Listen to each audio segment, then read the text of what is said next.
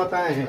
अभी हम एक ऐसा ट्रिक लेके आए हैं, है ना, जिसको एकदम बिना पेन पेपर से 5 सेकंड में तुम लोग कर सकते हो, बिना पेन और पेपर का। तो अभी इसको नोट करो, फिर बताते हैं ट्रिक के माध्यम से कैसे। तो भैया दूसरे वाले को हल करेंगे हम, ठीक है। अब हम इधर भी 3 अंक ले लेंगे। तो इसमें देखेंगे कि 8 सबसे इकाई में कौन है। इसके 8 यहाँ पर है ना, किसके सामने है? 2 के सामने, तो 2 यहाँ लिख लेंगे, ठीक है। अब ये चीज देखना है, अब हमारा क्या बचा? 1 कहाँ पर है? 1 के सामने है, तो यहाँ क्या लिख लेंगे? 1, यानी यही हमारा क्या हो गया? आंसर हो गया 12, ठीक है। वो गुणनखंड विधि में देख लेना, उसमें किए हैं 1728 का गुणनखंड विधि में देखे हो ना, 1728 का देख लो, 12 आंसर आया कि नहीं आया? देखो तो पेज खोल के। अब इधर देख लो, अब हम तीसरे का ले लेंगे, ठीक है। अब तीसरे का हम ले लेंगे 3 अंक, 125। देखो 5 किस में है? यहाँ पर 5 के सामने, तो यहाँ क्या लिख लेंगे? 5 लिख लेंगे। अब 91 बचा है। अब ये देखेंगे कि 91 कहाँ पर है। 91 कहाँ पर है भैया? 91 64 और 125 के बीच में है ना। 91 कहाँ पर आएगा? 64 और 125 के बीच में। तो हम क्या लिखेंगे? 64 को लिखेंगे ना। तो 64 किसके ऊपर? 4 के, है ना।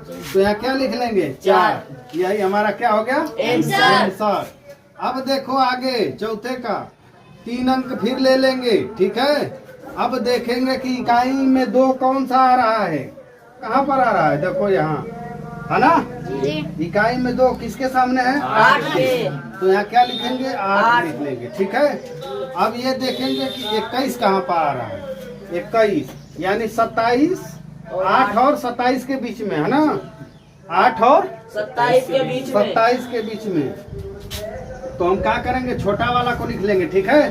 तो 8 के सामने वर्ग किसका है? 2 का। तो यहाँ 2 हो जाएगा। ये हमारा आंसर हो गया, ठीक है। अब देखो इधर हम 3 अंक ले लेंगे और देखेंगे कि 544। देखो तो कोई है 44? नहीं है। 4 किस में आ रहा है? इसमें, ठीक है। 4 इसमें आ रहा है, किसके? 4 के वर्ग, है ना। तो यहाँ हम लिख लेंगे 4, ठीक है। 4 लिख लिए। अब ये देखेंगे कि 481 किस में आ रहा है? 481 यानी वर्ग 1 ना। इकाई 1 किस में आ रहा है? 1 के सामने आ रहा है, तो लिखेंगे यहाँ 1, ठीक है। क्या लिखेंगे? 1। अब ये चीज देखना है कि किसका इकाई 1 है, तो 1 का है ना। तो यहाँ क्या लिख लेंगे? 1। ये हमारा क्या हो गया? आंसर, ठीक है। ये हमारा आंसर हो गया।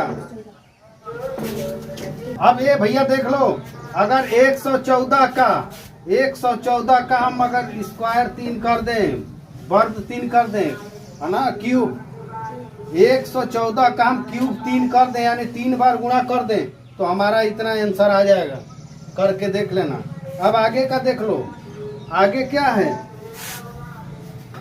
3 अंक ले लेंगे और देखेंगे कि किसके इकाई में 2 है। किसके इकाई में 2 है? किसी के है? नहीं है। है। किसके सामने? 8 के सामने। तो हम क्या लिखेंगे? 8 लिखेंगे, है ना। क्या लिखेंगे? 8 लिखेंगे यहाँ, ठीक है। अब देखो आगे का, अब यहाँ क्या है? इधर 3 अंक ले लेंगे। 314 कहाँ पर है? देखो 216 और 343 के बीच में है ना। 216 और 343 के बीच में है। तो छोटा हमारा कौन है? 6। तो हम क्या लिखेंगे? 216 के आगे क्या है? 6।